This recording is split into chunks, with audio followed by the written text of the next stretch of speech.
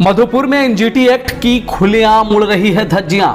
इलाके के नदियों से बालू का उठाव बदस्तूर जारी।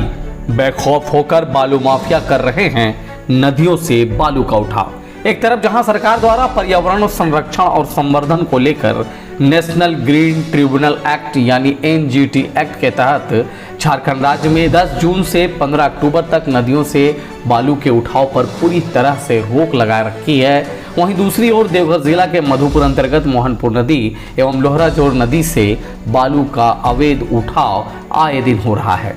हालांकि बालू उठाव को लेकर सरकार द्वारा किसी प्रकार का बंदोबस्ती नहीं की गई है, इसके बावजूद भी बालू माफिया बेखौफ होकर बालू का उठाव दिन के उजाले में कर रहे हैं।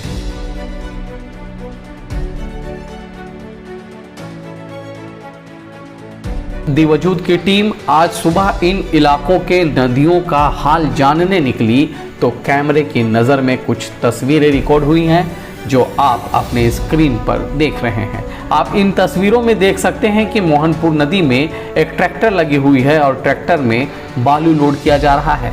बालू लोडिंग के बाद मोहनपुर गड़िया ब्लॉक के रास्ते दिन दहाड़े बालू की ढुलाई की जा रही है। बालू का उठाव सिर्फ मोहनपुर नदी से ही नहीं बल्कि लोहराजोर नदी से भी बालू माफियाओं का गोरख धंधा चल रहा है।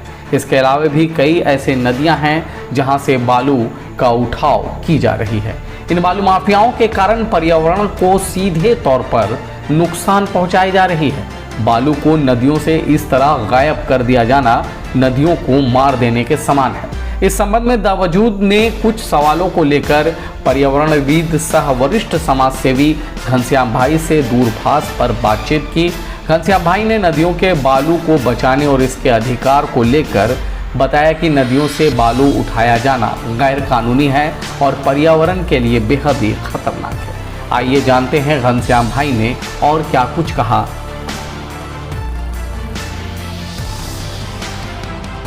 बालू का निकाला जाना नदियों को मार देने की तैयारी है। जी पर्यावरणीय दृष्टिकोण से नदियों में जब बालू रहती है तो उसकी नदियां जीवित रहती हैं।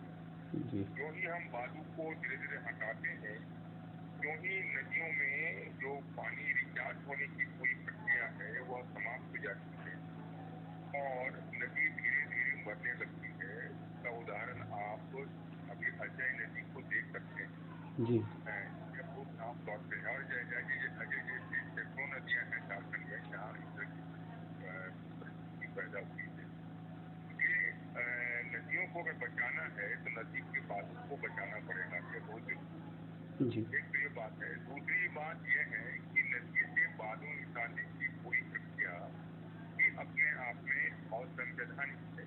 कि संविधान का जो पंचायती राज अधिनियम है और जो प्रदेशा अधिनियम है उस अधिनियम के तहत ये साफ साफ कहता है नदी जिस इलाके से गुजरती है चाहे जहाँ जल स्रोत इस नदी जिस इलाके से गुजरती है उस इलाके के बालू पर वहाँ के गांव का वहाँ के पंचायत का अधिकार, न कि सरकार का अधिकार। जी ये माइनर मिनरल्स में आता है। जी लघु पर ऐसे होते हैं। गौण खनिज में यह आता है जी बालू जो है। इसलिए गौण खनिज पर अधिकार जो है वह पंचायत का है और ग्राम सभा का है। जी इसलिए नदी से बालू निकालना अपने आप में एक गैर कानूनी काम, कोई भी सरकार करती हो या कोई भी लोग करते हो जब तक वो ग्राम सभा का एनओसी नहीं ले लेते हैं लोग या फिर पंचायत से नहीं लेते हैं तब तक बालू नहीं निकाला जाना चाहिए, नहीं निकाला जा सकता है। तो ये मुख्य बात। अमूमन क्या होता है कि जो भी कानून का दायरा होता है, अमूमन कानून का दायरा को जो बालू माफिया है वह उसको नहीं स्वीकार करता है और उसके खिलाफ हो जाता है। तो निश्चित तौर पर जो इस तरह की हरकतें कर रहे लोग हैं या जो भी व्यक्ति है जो भी एक तरह से जो शामिल है लोग हैं हाँ उनके खिलाफ तो इस तरह से कार्रवाई होनी चाहिए। एक बात। दूसरी बात बहुत साफ है कि पर्यावरण के दृष्टिकोण से यह तो काम होना ही नहीं चाहिए। अगर बालू को अगर निकालना बहुत जरूरी है कथित विकास के दृष्टिकोण से तो निश्चित तौर पर बालू को मर्यादित ढंग से हम कैसे निकालेंगे, कानूनी तरीके से कैसे निकालेंगे, दोनों बिल्कुल ये दोनों काम आप नहीं करते हैं, इसका मतलब कानून का भी खिलाफत आप कर रहे हैं और प्रकृति के खिलाफ भी आप जा रहे हैं। बिल्कुल। धन्यवाद घनश्याम जी, बात करने के लिए द वजूद से।